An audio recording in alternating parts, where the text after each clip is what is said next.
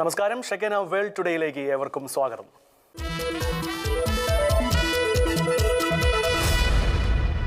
വെനസ്വലയിൽ നടക്കിയ ഇരട്ട ഭൂചലനത്തിൽ മരിച്ചവരുടെ എണ്ണം 235 ഉയർന്നു. രക്ഷാപ്രവർത്തനം തുടരുന്നതിനിടെ ആയിരക്കണക്കിന് പേർക്ക് പരിക്കേറ്റതായും നിരവധി പേരെ ഇനിയും കാണാതായിട്ടുണ്ടെന്നും അധികൃതർ അറിയിച്ചു. റിക്ടർ സ്കെയിലിൽ 7.2, 7.5 തീവ്രത രേഖപ്പെടുത്തിയ 2 ശക്തമായ ഭൂചലനങ്ങളാണ് മണിക്കൂറുകൾക്കുള്ളിൽ വെനസ്വലയെ തകർത്തത്. തലസ്ഥാനമായ കാരക്കസിനെയും തീരദേശ സംസ്ഥാനമായ ലാ ഗ്വാറയെയും ഉൾപ്പെടെ നിരവധി പ്രദേശങ്ങളിൽ കെട്ടിടങ്ങൾ തകർന്നു വീണു. അവശിഷ്ടങ്ങൾക്കിടയിൽ കുടുങ്ങിയവരെ കണ്ടെത്തുവാൻ സൈന്യവും അഗ്നിരക്ഷാസേനയും അന്താരാഷ്ട്ര രക്ഷാസംഘങ്ങളും ചേർന്ന് തിരച്ചിൽ തുടരുകയാണ്. അപകടത്തിൽ 4300-ലധികം പേർക്ക് പരിക്കേറ്റതായാണ് ആരോഗ്യ മന്ത്രാലയത്തിന്റെ ഏറ്റവും പുതിയ കണക്ക്. ആയിരക്കണക്കിന് കുടുംബങ്ങൾ വീടുകൾ നഷ്ടപ്പെട്ടതിനാൽ താൽക്കാലിക ദുരിതാശ്വാസ ക്യാമ്പുകളിലേക്ക് മാറ്റിപ്പാർപ്പിച്ചിട്ടുണ്ട്. തുടർചലനങ്ങളുടെ സാധ്യത നിലനിൽക്കുന്നതിനാൽ ജനങ്ങൾ ജാഗ്രത പാലിക്കണമെന്ന് അധികൃതർ മുന്നറിയിപ്പ് നൽകി. ദുരന്തബാധിത മേഖലകളിലേക്ക് ഐക്യരാഷ്ട്രസഭയുടെ നേതൃത്വത്തിൽ അന്താരാഷ്ട്ര സഹായം എത്തിത്തുടങ്ങിയിട്ടുണ്ട്. വിവിധ രാജ്യങ്ങൾ രക്ഷാപ്രവർത്തകരെയും മെഡിക്കൽ സംഘങ്ങളെയും അടിയന്തര സഹായ സാമഗ്രികളെയും വെനസ്വലയിലേക്ക് അയച്ചിട്ടുണ്ട്. മരണസംഖ്യ ഇനിയും ഉയരുവാൻ സാധ്യതയുണ്ടെന്നാണ് രക്ഷാപ്രവർത്തകരുടെ വിലയിരുത്തൽ. International desk. പടിഞ്ഞാറൻ യൂറോപ്പിൽ അതിശക്തമായ ഉഷ്ണതരംഗം വ്യാപിച്ചതോടെ ജനങ്ങൾ അതീവ ജാഗ്രത പാലിക്കണമെന്ന് വിവിധ രാജ്യങ്ങൾ മുന്നറിയിപ്പ് നൽകി. ഫ്രാൻസ്, ബ്രിട്ടൻ, സ്വിറ്റ്സർലൻഡ്, ഇറ്റലി ഉൾപ്പെടെയുള്ള രാജ്യങ്ങളിൽ റെക്കോർഡ് ചൂട് രേഖപ്പെടുത്തിയതോടെ മരണങ്ങളും വിദ്യാഭ്യാസ ഗതാഗത മേഖലകളിലെ തടസ്സങ്ങളും വർദ്ധിക്കുകയാണ്. ഫ്രാൻസിലെ പാരീസിൽ താപനില 40.9 ഡിഗ്രി സെൽഷ്യസ് എത്തിയപ്പോൾ ബ്രിട്ടനിൽ ജൂൺ മാസത്തിലെ എക്കാലത്തെയും ഉയർന്ന് 36.7 ഡിഗ്രിയും സ്വിറ്റ്സർലൻഡിൽ 38 ഡിഗ്രിയും രേഖപ്പെടുത്തി. ഫ്രാൻസിൽ 13,000-ലധികം സ്കൂളുകൾ അടച്ചിട്ടതോടൊപ്പം ബ്രിട്ടനിലും ഇറ്റലിയിലും നിരവധി വിദ്യാഭ്യാസ സ്ഥാപനങ്ങൾ പ്രവർത്തനം നിർത്തിവച്ചു. നിരവധി പ്രദേശങ്ങളിൽ റെഡ് ഹീറ്റ് അലർട്ട് തുടരുകയാണ്. ഇറ്റലിയിൽ അതിശക്തമായ ചൂട് ഏകദേശം 15 ലക്ഷം തൊഴിലാളികളുടെ ആരോഗ്യത്തെ ബാധിക്കുമെന്ന മുന്നറിയിപ്പിനെ തുടർന്നാണ് ഉച്ചസമയത്തെ പുറംജോലികൾക്ക് പല മേഖലകളിൽ നിയന്ത്രണം ഏർപ്പെടുത്തിയത്. ഫ്രാൻസിലും ജർമ്മനിയിലും മുങ്ങിമരണങ്ങളും ചൂടുമായി ബന്ധപ്പെട്ട ആരോഗ്യ പ്രശ്നങ്ങളും ഉൾപ്പെടെ നിരവധി മരണങ്ങൾ റിപ്പോർട്ട് ചെയ്തിട്ടുണ്ട്. കൃഷി, വൈദ്യുതി വിതരണം, ഗതാഗതം എന്നിവയും കടുത്ത സമ്മർദ്ദം നേരിടുകയാണ്. ഒമേഗ ബ്ലോക്ക് എന്ന കാലാവസ്ഥ പ്രതിഭാസവും മനുഷ്യനിർമ്മിത കാലാവസ്ഥ വ്യതിയാനവും ചേർന്നാണ് ഈ അതിതീവ്ര ഉഷ്ണതരംഗത്തിന് കാരണമായതെന്ന് കാലാവസ്ഥ വിദഗ്ധർ വിലയിരുത്തുന്നു. വരും ദിവസങ്ങളിൽ ചൂട് തുടരുവാൻ സാധ്യതയുള്ളതിനാൽ ആവശ്യത്തിന് വെള്ളം കുടിക്കുവാനും അനാവശ്യ യാത്രകൾ ഒഴിവാക്കുവാനും പ്രായമായവരും കുട്ടികളും പ്രത്യേക ജാഗ്രത പാലിക്കണമെന്നും യൂറോപ്യൻ ആരോഗ്യ അധികൃതർ അറിയിച്ചു. International desk, Shekinah news. ആഗോള എണ്ണ വ്യാപാരത്തിന്റെ സുപ്രധാന പാതയായ ഹോർമൂസ് കടലിടുക്കിലൂടെ സഞ്ചരിച്ചിരുന്ന സിംഗപ്പൂർ ചരക്ക് കപ്പലിന് നേരെ ആക്രമണം. സംഭവത്തെ തുടർന്ന് മേഖലയിലെ സമുദ്ര സുരക്ഷ കൂടുതൽ ശക്തമാക്കിയിരിക്കുകയാണ്. ഒമാൻ തീരത്തിന് സമീപം സഞ്ചരിച്ചിരുന്ന കപ്പലിന്റെ വശത്ത് പ്രൊജക്ടൈൽ പതിച്ചതായി ബ്രിട്ടീഷ് സമുദ്ര സുരക്ഷാ ഏജൻസി റിപ്പോർട്ട് ചെയ്തു. ആക്രമണത്തിന് പിന്നിൽ ഇറാനാണെന്ന് 2 അമേരിക്കൻ ഉദ്യോഗസ്ഥർ റോയിറ്റേഴ്സിന് റിപ്പോർട്ട് നൽകിയിട്ടുണ്ട്. സംഭവത്തെ തുടർന്ന് ഹോർമൂസ് കടലിടുക്കിലെ കപ്പൽ ഗതാഗതത്തിന് കൂടുതൽ ജാഗ്രത നിർദ്ദേശം നൽകിയിട്ടുണ്ട്. സുരക്ഷാ സാഹചര്യം വഷളായതോടെ ചില അന്താരാഷ്ട്ര സമുദ്ര പ്രവർത്തനങ്ങളും താൽക്കാലികമായി നിർത്തിവെച്ചതായി റിപ്പോർട്ടുകൾ പറയുന്നു. അതോടൊപ്പം ഹോർമൂസിലെ എസ്കോർട്ട് നിർത്തിവെച്ചെന്ന് ഐക്യരാഷ്ട്രസഭ റിപ്പോർട്ട് നൽകി. ലോകത്തിന്റെ എണ്ണ കയറ്റുമതിയിലെ വലിയൊരു പങ്ക് ഹോർമൂസ് കടലിടുക്കിലൂടെയാണ് നടക്കുന്നത്. പുതിയ ആക്രമണത്തെ തുടർന്ന് ആഗോള എണ്ണവിലയിൽ വീണ്ടും സമ്മർദ്ദം രൂപപ്പെട്ടതായും മേഖലയിലെ സുരക്ഷാ ആശങ്കകൾ ശക്തമായതായും അന്താരാഷ്ട്ര റിപ്പോർട്ടുകൾ സൂചിപ്പിക്കുന്നു. International desk, Shekinah news.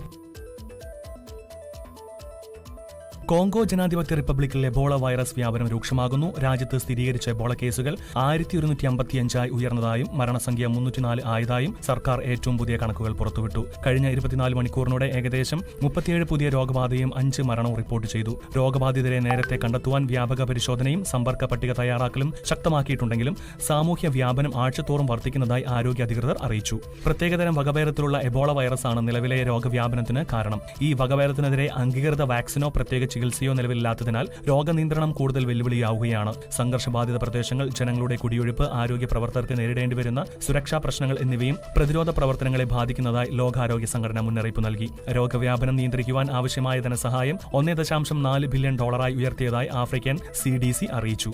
ഇതിനിടെ കോങ്കോയിൽ നിന്ന് ഫ്രാൻസിലേക്ക് ആദ്യ ഇറക്കുമതി എബോള കേസ് സ്ഥിരീകരിച്ചതിനെ തുടർന്ന് രാജ്യാന്തര യാത്രാ നിയന്ത്രണങ്ങളും ശക്തമാക്കിയിട്ടുണ്ട്.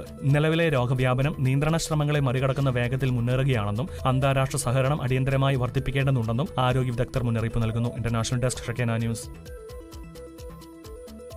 1985 എയർ ഇന്ത്യ കനിഷ്ക വിമാന സ്ഫോടനത്തിന് പിന്നിൽ കാനഡ ആസ്ഥാനമായ ഖാലിസ്ഥാൻ തീവ്രവാദികളാണെന്ന് 4 പതിറ്റാണ്ടുകൾക്ക് ശേഷം ആദ്യമായി ഔദ്യോഗികമായി സമ്മതിച്ച് കാനഡയുടെ രഹസ്യാന്വേഷണ ഏജൻസിയായ CSIS. ഇന്ത്യ വർഷങ്ങളായി ഉന്നയിച്ചിരുന്ന നിലപാടിനെ ശരിവയ്ക്കുന്ന ഈ പ്രഖ്യാപനം ഇന്ത്യ കാനഡ ബന്ധത്തിൽ സുപ്രധാന സംഭവ വികാസമായാണ് വിലയിരുത്തപ്പെടുന്നത്. 1985 ജൂൺ 23 മോൺട്രിയാലിൽ നിന്ന് ലണ്ടൻ വഴി ഡൽഹിയിലേക്കും മുംബൈയിലേക്കും സർവീസ് നടത്തിയ എയർ ഇന്ത്യ ഫ്ലൈറ്റ് 182 സ്ഥാപിച്ച ബോംബ് അറ്റ്ലാന്റിക് സമുദ്രത്തിന് മുകളിൽ പൊട്ടിത്തെറിച്ച് വിമാനത്തിലുണ്ടായിരുന്ന ഉണ്ടായിരുന്ന 329 പേരും കൊല്ലപ്പെട്ടു. കാനഡയുടെ ചരിത്രത്തിലെ ഏറ്റവും വലിയ ഭീകരാക്രമണമായി ഇന്നും ഈ സംഭവം കണക്കാക്കപ്പെടുന്നു. കൊല്ലപ്പെട്ടവരിൽ ഭൂരിഭാഗവും ഇന്ത്യൻ വംശജരായ കനേഡിയൻ പൗരന്മാരായിരുന്നു. സംഭവത്തിന്റെ 41ാം വാർഷികത്തോടനുബന്ധിച്ച് പുറത്തിറക്കിയ സന്ദേശത്തിലാണ് Canadian security intelligence service Canada ആസ്ഥാനമായ ഖാലിസ്ഥാൻ തീവ്രവാദികളാണ് വിമാനത്തിൽ ബോംബ് സ്ഥാപിച്ചതെന്ന് ആദ്യമായി വ്യക്തമായി പരാമർശിച്ചത്. കാനഡ പ്രധാനമന്ത്രി മാർക്ക് കാർണിയും ഈ ആക്രമണം രാജ്യത്തിന്റെ ചരിത്രത്തിലെ ഏറ്റവും മാരകമായ ഭീകരാക്രമണമാണെന്ന് ആവർത്തിച്ച് ഭീകരവാദത്തിനെതിരെ ശക്തമായ നിലപാട് സ്വീകരിക്കുമെന്ന് വ്യക്തമാക്കി. വർഷങ്ങളായി ഈ ആക്രമണത്തിന് പിന്നിൽ ഖാലിസ്ഥാൻ തീവ്രവാദ ശൃംഖലയാണെന്ന് ഇന്ത്യ ആരോപിച്ചിരുന്നെങ്കിലും കാനഡയുടെ ഔദ്യോഗിക സ്ഥാപനങ്ങൾ ഇതുവരെ പൊതുവേദികളിൽ അത്തരമൊരു വ്യക്തമായ പരാമർശം നടത്തിയിരുന്നില്ല. പുതിയ പ്രഖ്യാപനം ഖാലിസ്ഥാൻ തീവ്രവാദവുമായി ബന്ധപ്പെട്ട സുരക്ഷാ നയങ്ങളിലും ഇന്ത്യ കാനഡ സഹകരണത്തിലും പുതിയ ചർച്ചകൾക്ക് വഴിയൊരുക്കുമെന്നാണ് അന്താരാഷ്ട്ര നിരീക്ഷകരുടെ വിലയിരുത്തൽ. International desk Shekinah news. വടക്കൻ കൊറിയയുടെ വർദ്ധിച്ചുവരുന്ന സൈനിക ഭീഷണി നേരിടുവാൻ ഡ്രോൺ യുദ്ധശേഷി വൻതോതിൽ വർദ്ധിപ്പിക്കുന്ന പദ്ധതിയുമായി ദക്ഷിണ കൊറിയ 2029 5 ലക്ഷം ഡ്രോൺ യോദ്ധാക്കളെ പരിശീലിപ്പിക്കുകയും 1.1 ലക്ഷം ഡ്രോണുകൾ സൈന്യത്തിന്റെ വിവിധ വിഭാഗങ്ങളിൽ വിന്യസിക്കുകയും ചെയ്യുമെന്ന് പ്രതിരോധ മന്ത്രാലയം പ്രഖ്യാപിച്ചു.